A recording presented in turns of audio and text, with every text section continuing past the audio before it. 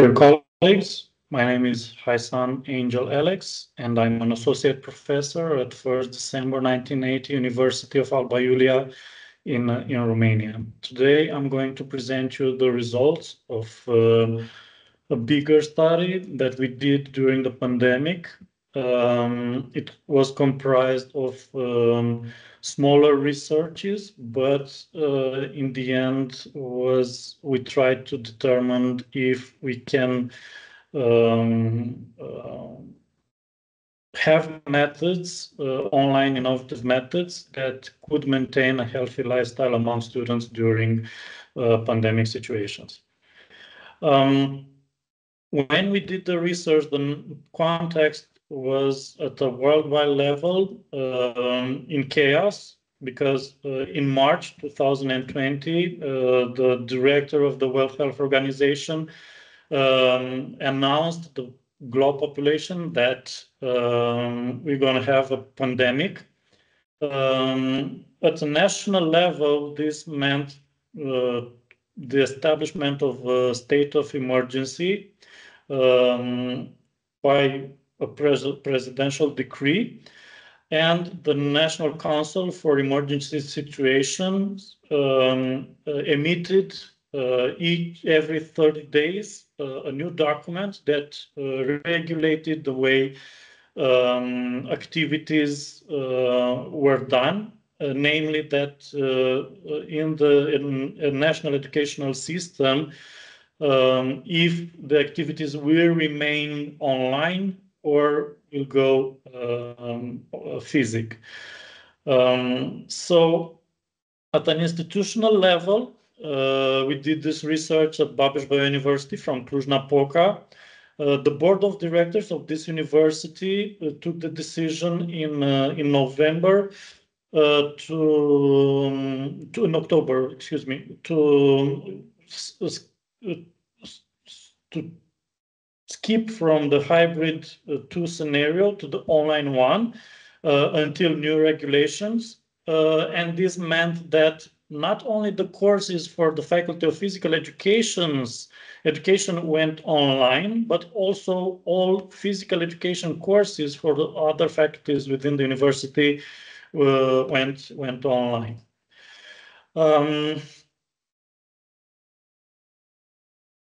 We didn't have an institutional guide on how to conduct teaching activities in this kind of situations. So basically, physical education courses remained at each teacher's freedom, who organized his activity according his own knowledge and, of course, his desire to get involved.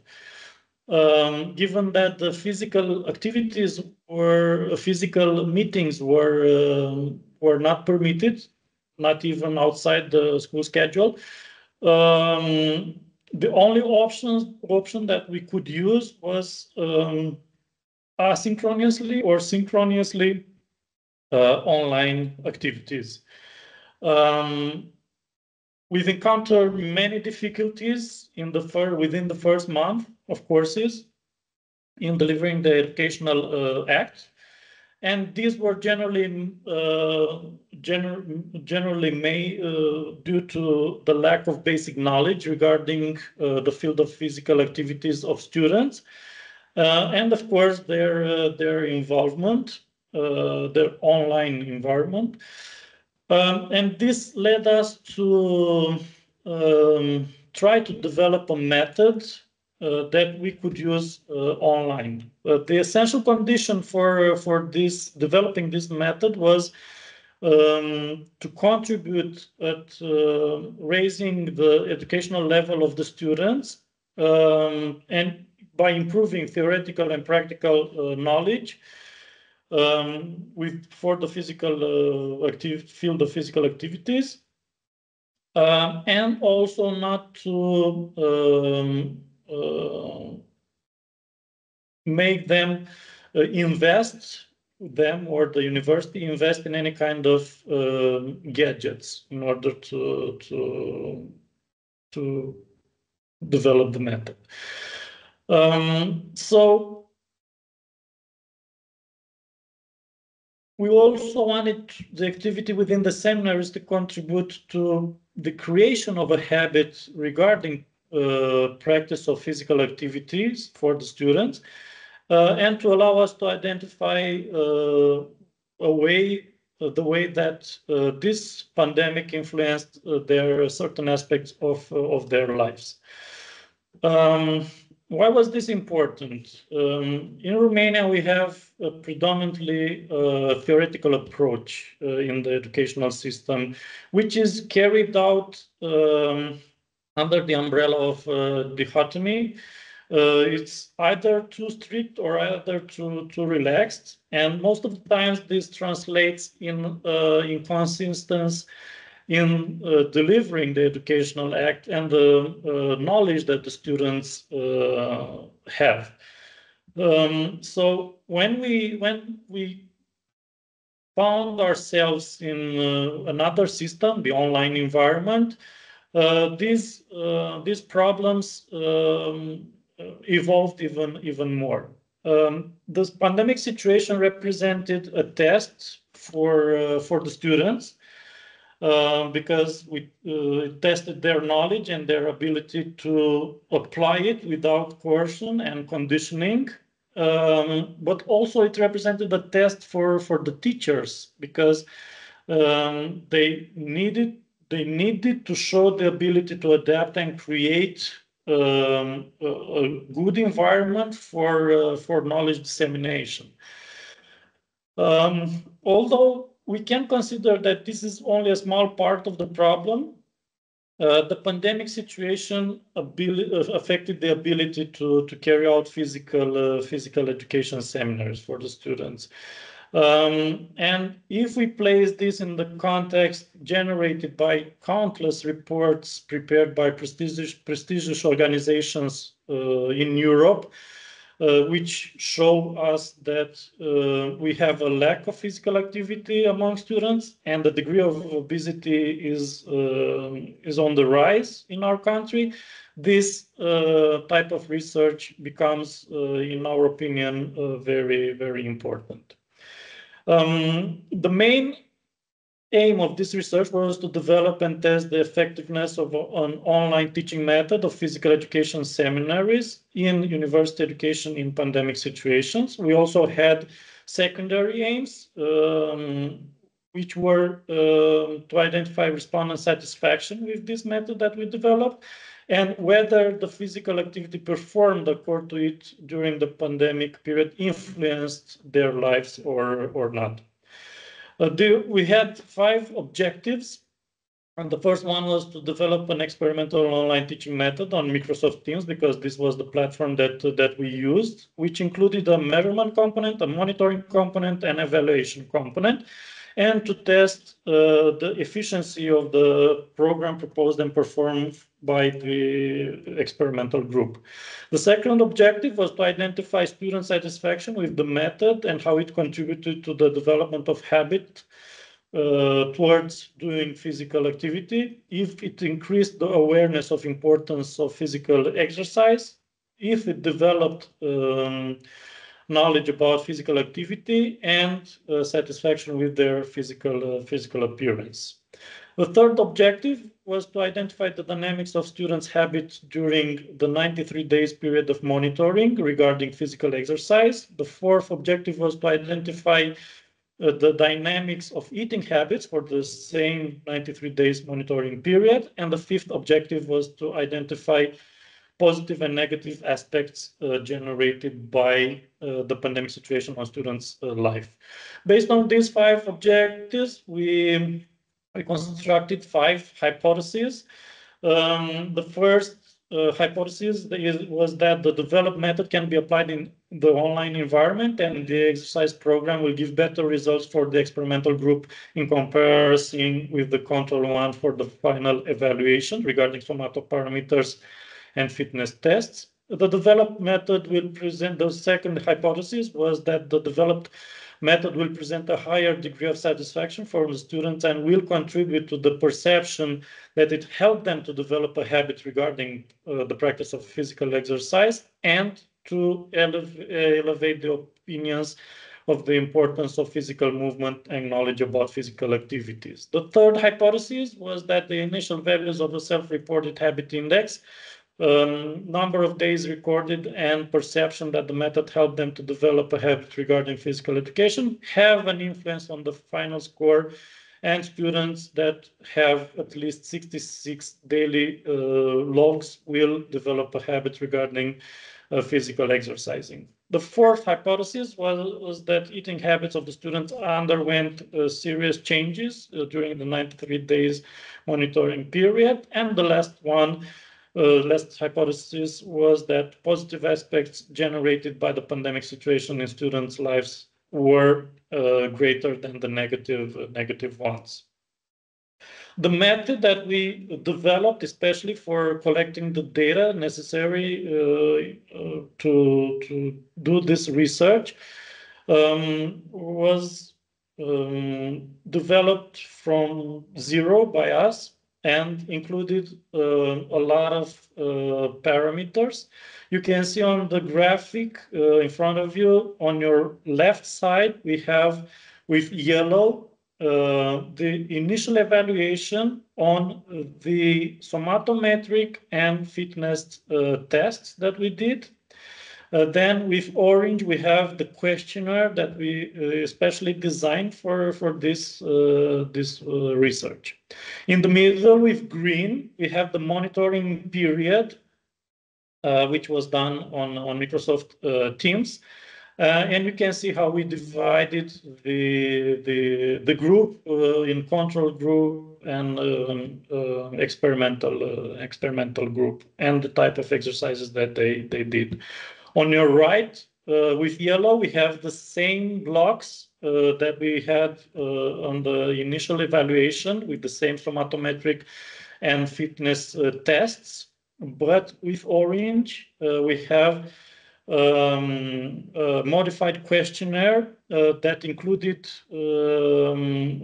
questions that have been modified so they can reveal how certain parameters have evolved over the 93 days monitoring period. Here we have some pictures from the online synchronously assessments. On the left, we have the push-up test. On the lower right, we have the V sit and reach test.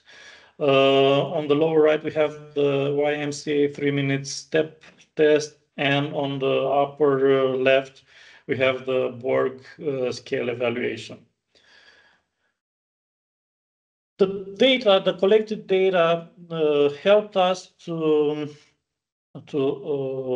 research the hypothesis, to test the hypothesis, doing 5 researches, which we'll discuss in the following slides. Okay, for the first slide, we try to see if synchronously and asynchronously body evaluation can be included in online assessment, and if they are effective. The results of the double multivariate analysis of variance showed that there weren't statistically significant effects for the participation type independent variable, but for the evaluation one, there was a statistically significant effect. When we did the repeated contrast, they showed that the body mass index and the YMCA test variables haven't been influenced by the independent variable, but the push-up test and the V-sit and reach test have been, as you can see on the graphics in front of you. Okay, what does this mean? It means that simple anthropometric measurements and fitness tests can be integrated into an online asynchronous and synchronous evaluation system, but their validity must be further studied.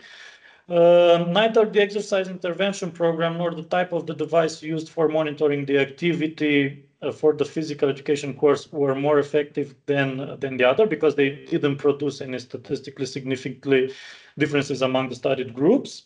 And although only 2 of the 4 tested variables have proven to be statistically significant and improved their values, from the initial evaluation till the final one, we must bear in mind that they address parameters that aren't so easy to improve and require longer periods of time to do it. At the same time, the volatile nature of the measurements that proved to be significant and their predisposition to high manipulation from the subjects due to conjuncture and method, with all the caution that we have taken during the online measurement sessions, it requires wariness in interpretation.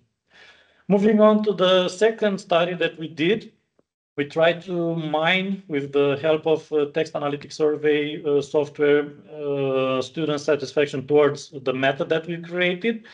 The software identified 3 positive categories that were predominant in our model, which formed a bidirectional triangle between method, support, and motivation. So our students were content with the method that we've used, were happy with the support that we gave them, and they felt motivated during our interaction with them.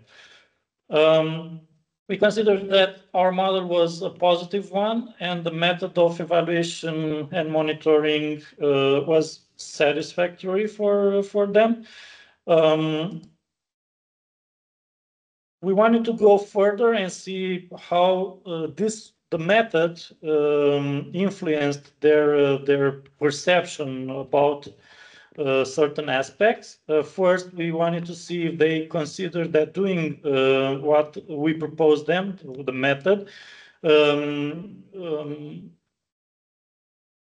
managed to create them a habit in doing physical activity with regularity.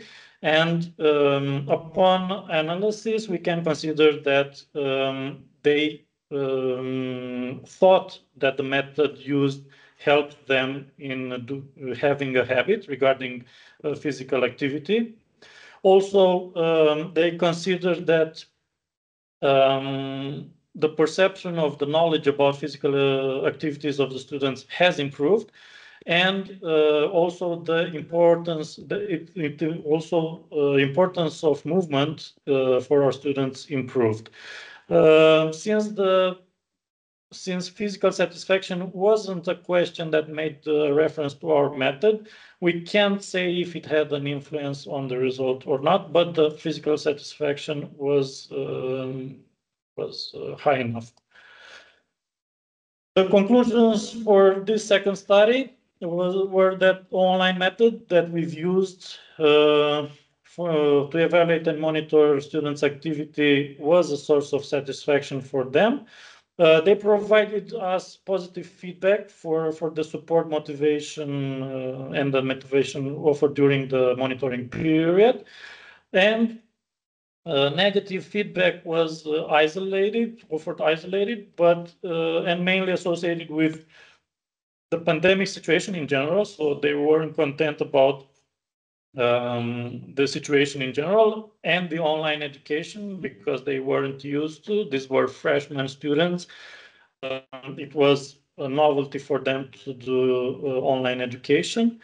And for the method, only several answers regarding the method were of discontent and were mainly associated with the fact that they had log in daily activity, because they received daily assignments on Teams in which they had to state what kind of physical activity they did that day, for how long, and how did they perceive the effort. So this was, they received assignment in the evening, and for some of them, this was the motive for discontent. Inclusion of verification variable proved to be beneficial, giving us certainty that the method had an impact on their perception and certain aspects of their personality and culture. The third study that we did was aimed to see how habit dynamics regarding physical exercise evolved over the 93 days period. We did several tests, models, and in terms of data fitting, the second one produced the best result and was used for this analysis. So which with increase in the initial self-reported habit index will dictate a 0.728 unit increase in the final self-report index value, and a 1 day increase in the number of daily logs meant 0.0959 unit increase in the final self-reported habit index scale. We wanted to see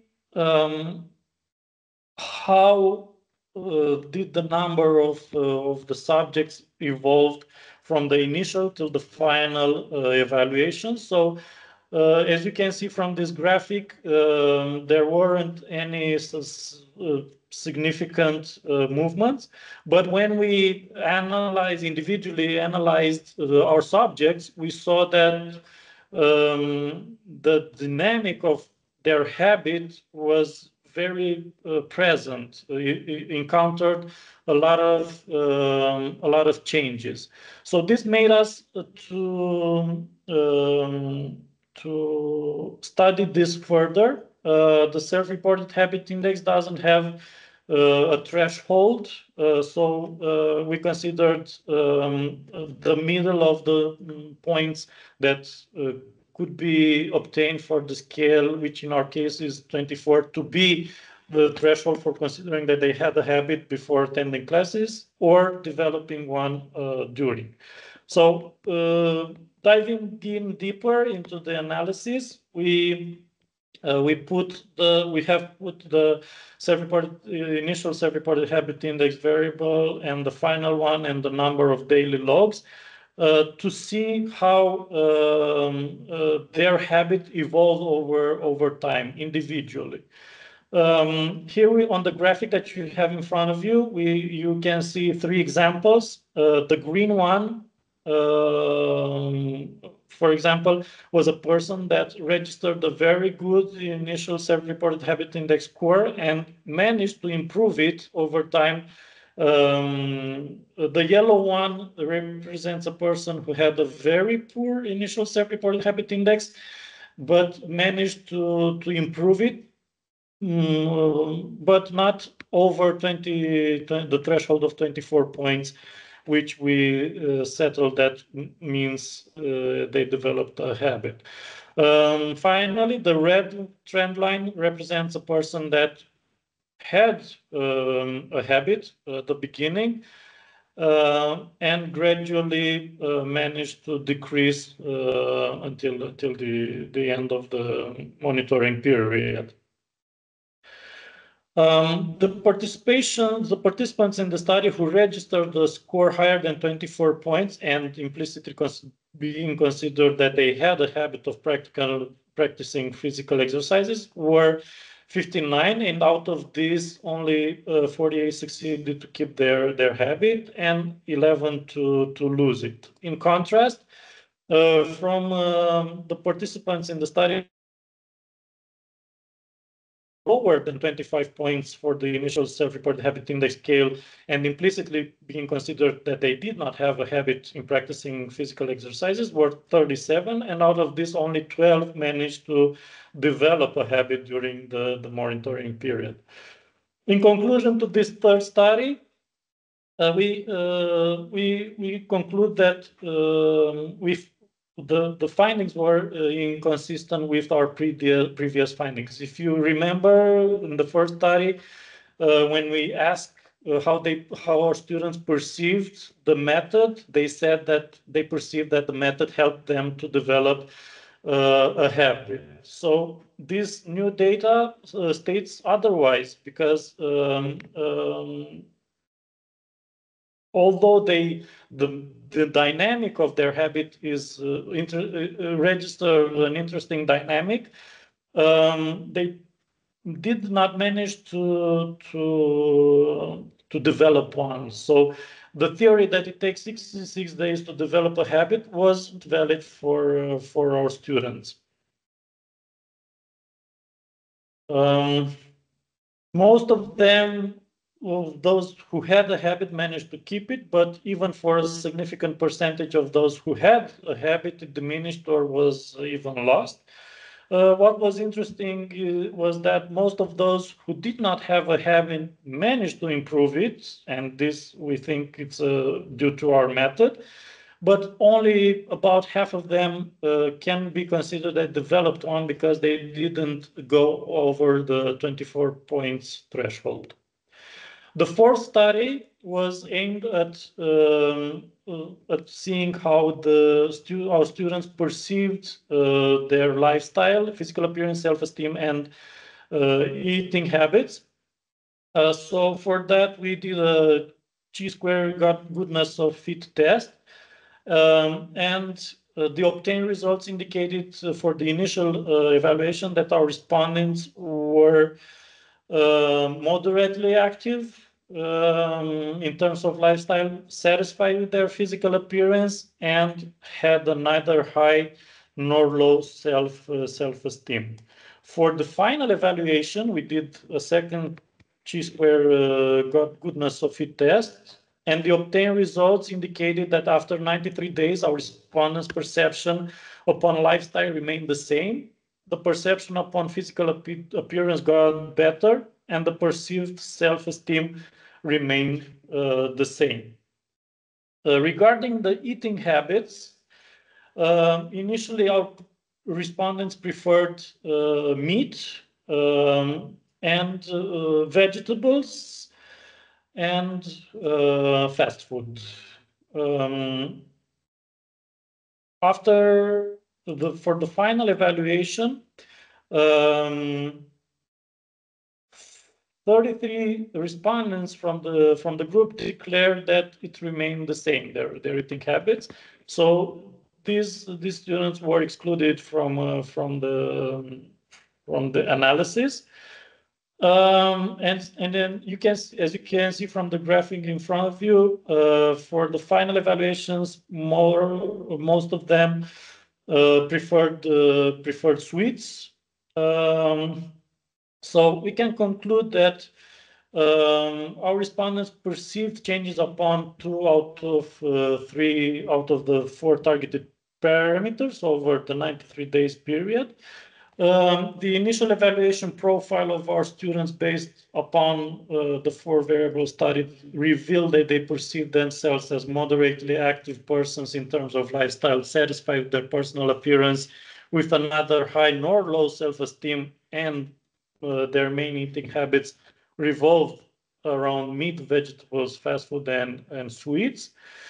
And in contrast, for the final evaluations, their profile revealed that the perception upon lifestyle remained the same. The one upon physical appearance got better. The perceived self-esteem remained the same, and eating habits for 45% of them remained the same. While for the rest of them changed, the main concept encountered being sweets, but also efforts for eating less fast food, healthier with more fruits and vegetables.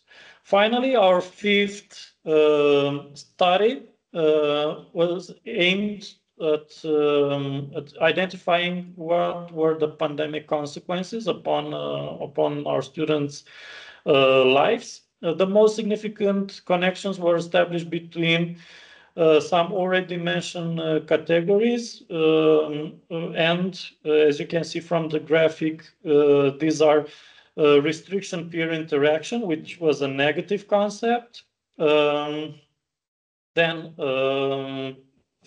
psychological risk, which was also a negative, and time for myself, which was a positive one, time with family, positive one, and general state, a negative one, online learning, a negative one. We can see from the graph that there is a triangle, a meaningful triangle between the categories restriction peer interaction, psychological risk, and general state, all three of them being negative concepts. So having this in mind, we can conclude that the model was rather negative than positive. Our respondents faced numerous negative aspects in this period, but the worst of them referred to social, psychological, and educational aspects. The positive side of this period, from their perspective, was time, which was used to consolidate connections with friends, family, and self. So the presence of a pronounced negative, as we said, triangle between general state, social interaction, and psychological risk, and existence of 8 positive categories with a low density of answer in contrast to 9 negative ones with a high density of answers, makes us to believe that the effects of this pandemic upon our respondents' lives were rather negative than positive. As a general conclusion to this demarche, we can conclude that from the 5 hypotheses proposed to be tested, we recorded mixed results in accordance with the difficult period in which the research was carried out. The first hypothesis and the fourth were partially confirmed, and the results of the first requires caution in interpretation. The third and the fifth hypotheses were completely disapproved, and the second one was fully confirmed. As a general conclusion, online innovative methods can be successfully developed and be used for supporting students and helping them in maintaining a healthy lifestyle in critical situations. This concludes my research and presentation. Thank you very much for your attention. And if you have questions, please write to me at the email address on this slide. Thank you and wish you a great time.